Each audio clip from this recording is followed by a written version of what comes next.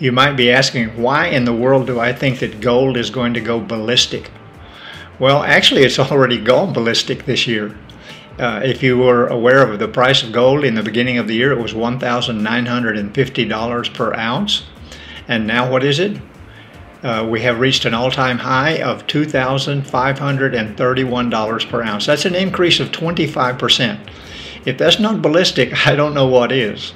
Because in years past, for decades, it could never go above 2,000.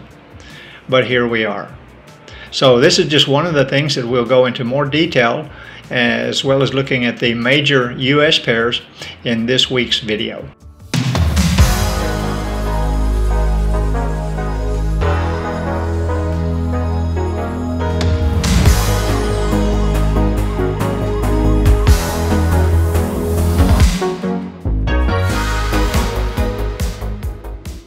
So yes, here we are with another weekly analysis, and this week starting on the 2nd of September. Hard to believe, 8 months of 2024 is already gone. So this trading week starting on the 2nd of September 2024, and as usual we will look at the high impact news, all the fundamental items that are coming out this week, the data that we need to be aware of. We'll have a brief look at forexfactory.com, our go-to website for that. And then we will look at the profit that we got from the trades that I shared with you last week. And then of course I will share my pending orders. That's the trade setups that I have in place for this upcoming week starting on the 2nd of September. And I do all of this to hopefully help you make profit with your Forex trading. And if you are making profit, if you're following these trades, just let me know in the comments below. I would love to hear from you. So let's have a look at the forexfactory.com. That's our go-to website.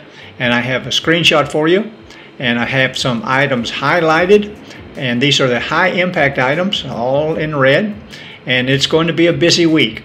Okay, last week was fairly quiet towards the end of the month. That is normal, but this week we're starting off with a bang.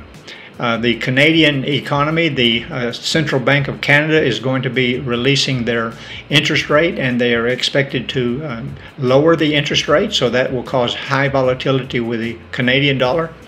And then on Thursday we have the ADP non-farm employment change, the unemployment change, and the ISM services PMI.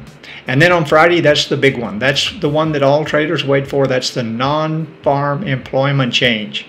Always a big mover and shaker for Forex traders, and you can expect a lot of volatility with that one. So be sure and check forexfactory.com for your local times and be aware of these high impact news items.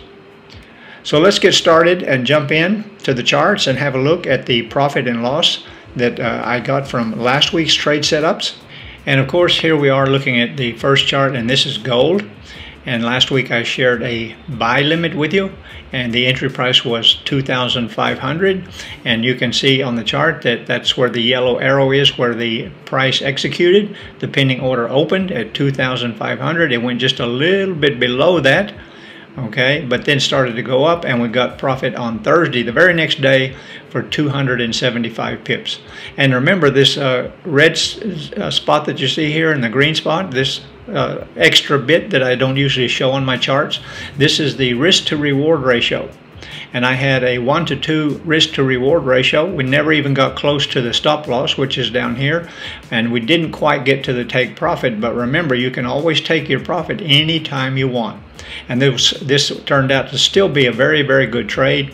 On Friday, things turned around, which is not unusual at the end of the month, the last day of the month for trading, and we see a lot of profit taking, not only in gold but in the major pairs, and we saw gold drop back down to 2,500.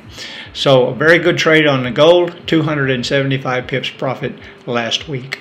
Now let's start to look at the major currency pairs with the Euro US. A pending order here opened on Monday, and just by 1 pip, but it did open. And so in the following day it started to go up, and by the end of the closing session on Tuesday, a total of 40 pips profit on the Euro US. And now looking at the odd US, this one just opened on Monday, just started to go straight up and then started to fall back down with the profit taking we see at the end of the month, and almost got to the pending order but missed it by just 1 or 2 pips. So this order is still not open. I will share a new pending order for the odd US coming up shortly. And the New Zealand US, the same.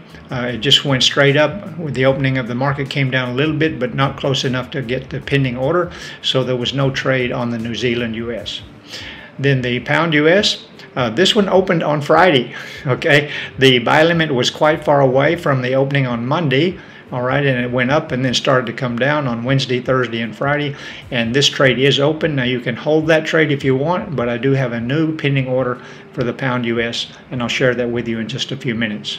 And then looking at the USD CAD, that order did not execute. It was a sell limit. It never came back up to our resistance zone. All right, so that was no trade on the USD CAD sell limit.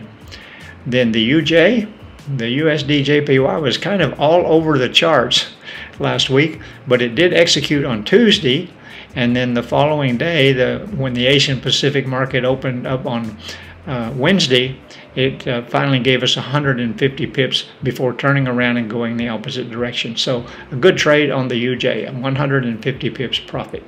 And now we will look at the pending orders. These are the trade setups that I have in place, all set up and ready to go for the market opening on the 2nd of September. And I do this in order to help you make profit with your Forex trading. But just remember, this is not financial advice.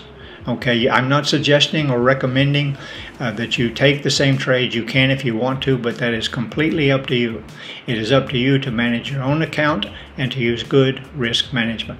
I just hope that sharing these trade setups will give you some guidance in your analysis and help you to be profitable with your Forex trading. And starting off this week and starting off this month, I'd like to share the dollar index and the Japanese yen index.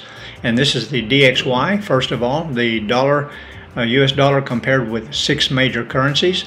And what we see from last week is that we saw a slight increase of an improvement in the strength of the US dollar. Is that sustainable? I kind of don't think so, but I don't try and predict the markets. I react to what I see. So I'm just sharing with you what we saw last week. And so the dollar has closed just a little bit higher than what it had been the previous week.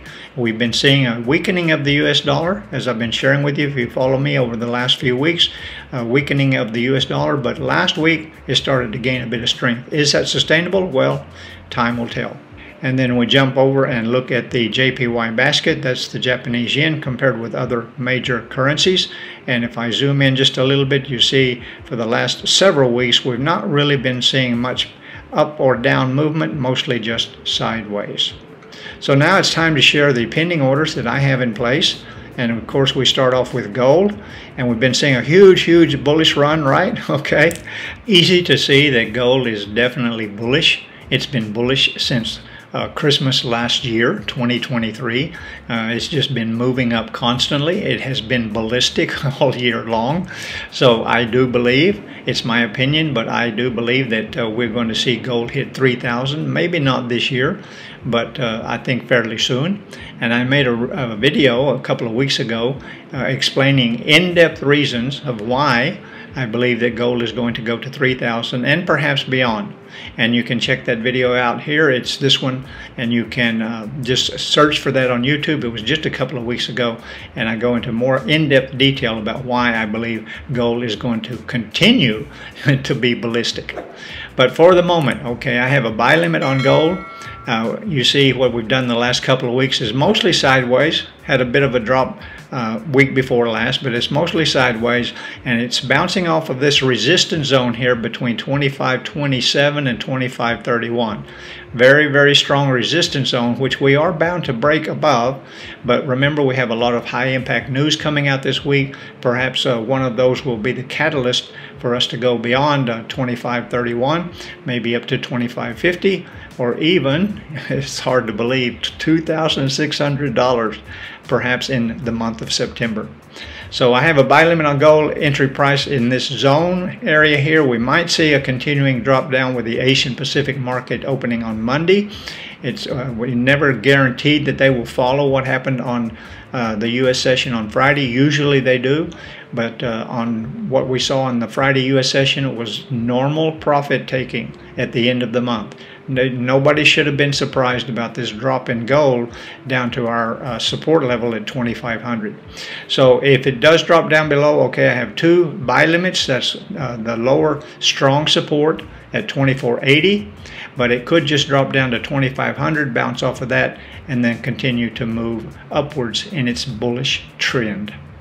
All right, the Euro US, what we see on that, I have a buy limit on this one with an entry price at 1.1040, and it's just a little bit above that right now. All it needs to do is a slight correction, a slight retracement.